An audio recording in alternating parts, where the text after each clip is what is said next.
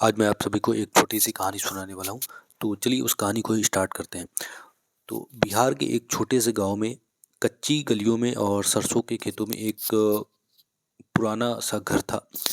उस घर की सबसे बड़ी पहचान थी सबकी प्यारी दादी कमला देवी। कमला देवी की उम्र भले ही 70 के पार थी, लेकिन हौसला आज भी 20 साल जैसा था। उनके 2 बेटे, एक बहू और 3 पोते पोतियां थे। घर में ज़्यादा पैसे नहीं थे, पर दिल बहुत बड़े थे। हर सुबह दादी आंगन में झाड़ू लगाती, तुलसी को पानी देती और फिर बच्चों को स्कूल के लिए तैयार करती। वे हमेशा कहती हैं, पढ़े लिख जाओगे तो जिंदगी खुद तुम्हारे सामने रास्ता खोल देगी। उनका बड़ा पोता अर्जुन पढ़ाई में अच्छा था, लेकिन 10वीं के बाद उसने पढ़ाई छोड़ने का मन बना लिया। घर की आर्थिक हालत ठीक नहीं थी। उसने सोचा कि शहर जाकर काम करेगा और परिवार की मदद करेगा। एक शाम जब सब खाना खा रहे थे, अर्जुन ने अपने मन की बात रखी और घर में सन्नाटा छा गया। दादी ने धीरे से पानी का गिलास रखा और बोली, बेटा, अगर बीज को समय से पहले मिट्टी से निकाल दोगे तो पेड़ कैसे बनेगा। अर्जुन चुप हो गया।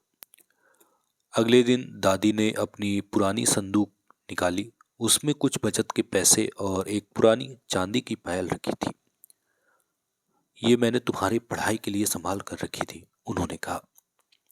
मुझे खेत में काम करते करते उम्र निकल गई, पर मैं चाहती हूँ तुम किताबों से दुनिया देखो। परिवार की आंखें नम हो गई। अर्जुन ने ठान लिया कि वह मेहनत करेगा।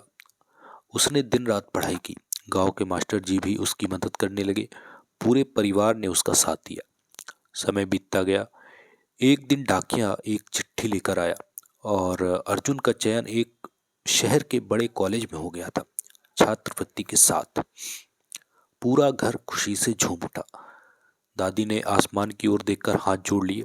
हे भगवान, मेरे बच्चे की मेहनत रंग लाई।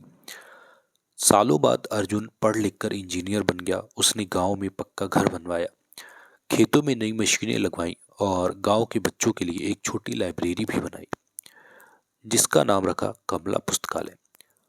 उद्घाटन के दिन दादी कुर्सी पर बैठी थी। चेहरे पर गर्व की चमक थी।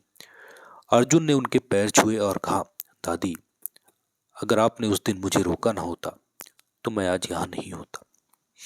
दादी हंसी। मैंने तो बस तुम्हें गिरने से बचाया था, चलना तो तुम्हें ही था। गांव में अब हर शाम बच्चे उस लाइब्रेरी में पढ़ने आते। कमला देवी आंगन में बैठकर उन्हें देखती और मुस्कुराती। उनकी आंखों में एक ही सपना था, हर घर में शिक्षा की रोशनी जले। और सच में उस छोटे से गांव में अब उम्मीद की नई सुबह हो चुकी थी। इस कहानी की सीख ये है कि जहां परिवार का साथ और बड़ों का आशीर्वाद हो, वहां हर सपना सच होता है। इस कहानी में इतना ही था। मिलते हैं हम अगली कहानी के साथ। तब तक के लिए धन्यवाद।